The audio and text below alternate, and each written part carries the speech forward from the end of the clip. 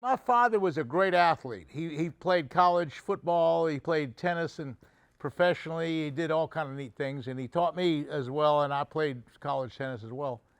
But he didn't fish. My father didn't fish a lick, not one speck. So the little bit of fishing that I got into was when I was like 12 years old, was on my own, or with the barber right down the street. I'd cut his grass, and for cutting his grass, he'd take me fishing, kind of a deal. And then my other little friends that were around the neighborhood, they wanted to go fishing. It was all cane pole kind of deal then.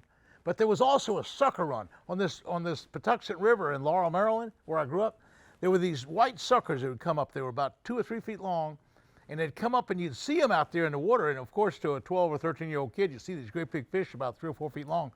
And so we tried to figure out all kind of ways to get them. We'd throw stones at them and hit them with sticks, and we'd snag them with stuff. And anyway, the whole deal was trying to get these big suckers, and people would eat them. You know, it's kind of a cool deal.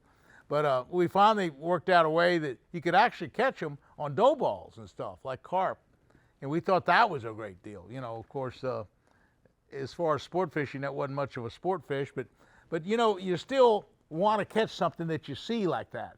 And it's just tantalizing. You know, all through high school, I got better and better, and I guess my first experience at a real serious fishing deal was when I was an Explorer Scout, and the Cub Master or Scout Master, whatever you call him, he worked for McDonnell Douglas, and they had these big pontoon tanks that would carry fuel for jet planes, and we'd cut them in half and make it like a canoe out of them.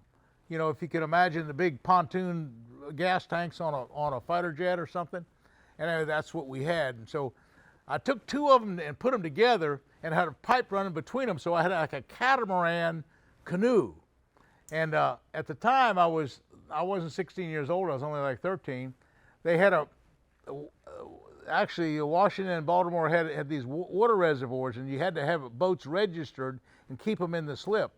So we actually registered that in my mother's name, and she would ride me up there. It's only 5 miles away, and she'd drop me off in the morning, and I'd go out in this little pontoon boat, and I'd paddle all around, and I had a little trolling motor as well.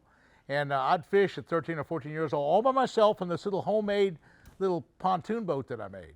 And I actually caught my first 5 and 6 pound bass, and it was like really hooked me.